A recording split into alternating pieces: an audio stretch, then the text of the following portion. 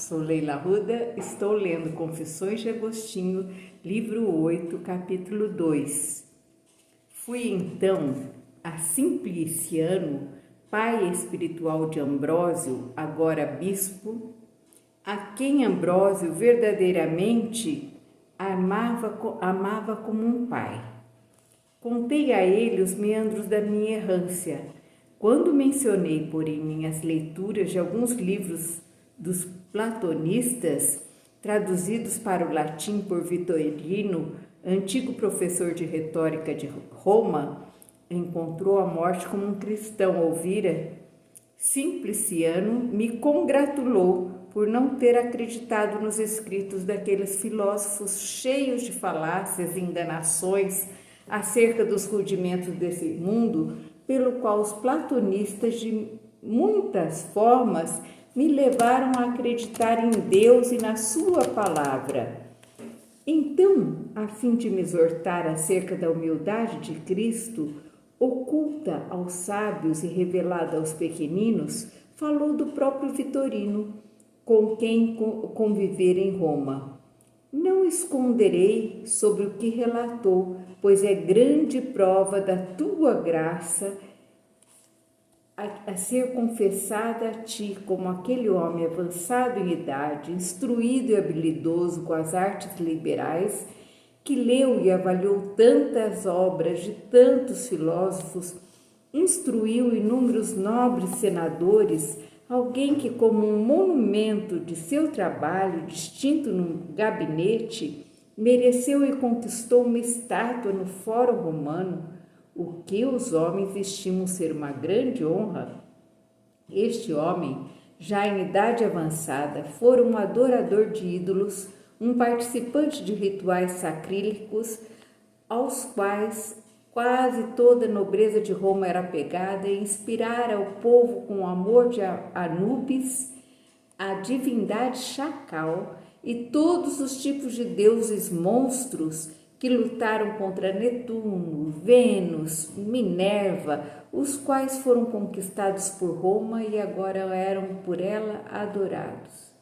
Todos os quais o experiente Vitorino defendeu por tantos anos com retumbante eloquência.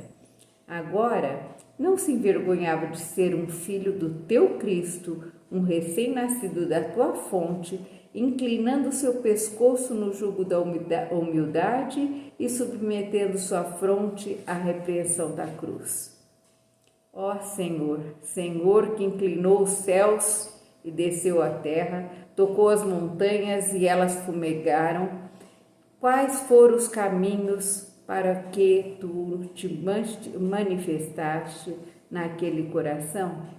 Ele costumava ler, conforme disse Simpliciano, a Sagrada Escritura, buscou e pesquisou com muito estudo os escritos cristãos e disse a Simpliciano, não abertamente, mas em secreto, como um amigo, entenda que já sou um cristão, que respondeu, não acreditarei e não o considerarei um cristão até que eu o veja na igreja de Cristo. Victorino, brincando, respondeu, então, são as paredes que fazem cristãos? E dizia com frequência que já era um cristão, sempre recebendo a mesma resposta de Simpliciano, e o conceito de paredes era pelo outro sempre repetido. Ele temia ofender seus amigos, cujo orgulho por adorarem a demônios era alto como a dignidade daqueles babilônicos, como os cedros do Líbano, o qual o Senhor ainda não havia derrubado. Presumia que o peso da amizade cairia sobre ele. Mas após suas leituras e reflexões sinceras, adquiriu firmeza e temeu ser negado por Cristo diante dos santos anjos, se não o confessasse diante dos homens.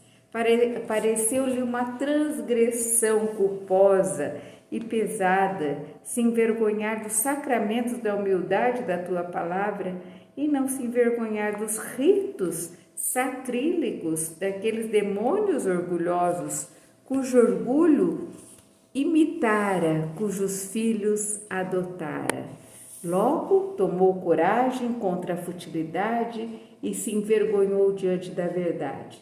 Súbita e inesperadamente disse a Simpliciano, como ele mesmo conta a mim: vamos nós à igreja? Quero ser feito cristão. E ele, não se contendo de alegria, o acompanhou. Foi aprovado pelo primeiro sacramento e tornou-se catecúmeno, e não muito depois de candidatar-se, foi chamado a receber o batismo da regeneração. Roma maravilhara-se, a igreja celebrava exultante. Os orgulhosos viram e se enfureceram, rangiam os dentes e derretiam-se. Mas o Senhor Deus era a esperança do seu servo. Ele não deu atenção às futilidades e à loucura mentirosa.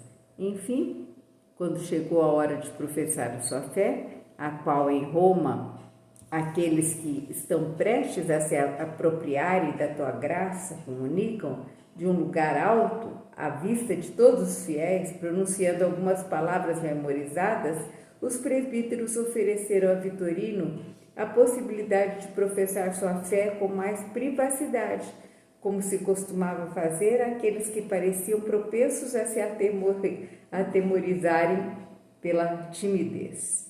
Ele, porém, escolheu professar sua salvação na presença da multidão de santos, pois não havia salvação na retórica que ele ensinava e ainda assim a professava publicamente. Por que então deveria temer ao pronunciar a tua palavra diante do teu manso rebanho, quando não temeu uma multidão insana ao proferir as próprias palavras? Porquanto, quando se dirigiu à frente para fazer sua profissão, todos os que o conheciam sussurravam seu nome um ao outro com tom de júbilo, e quem dentre eles não o conhecia? Correu um baixo murmúrio por todas as bocas da multidão exultante: Vitorino, Vitorino! Houve uma súbita explosão de euforia quando o viram. De repente, todos calaram para que pudessem ouvi-lo. Ele pronunciou a verdadeira fé com uma coragem excelente e todos desejaram acolhê-lo no seu próprio coração. De fato, o fizeram e o receberam com mãos amorosas e cheias de alegria.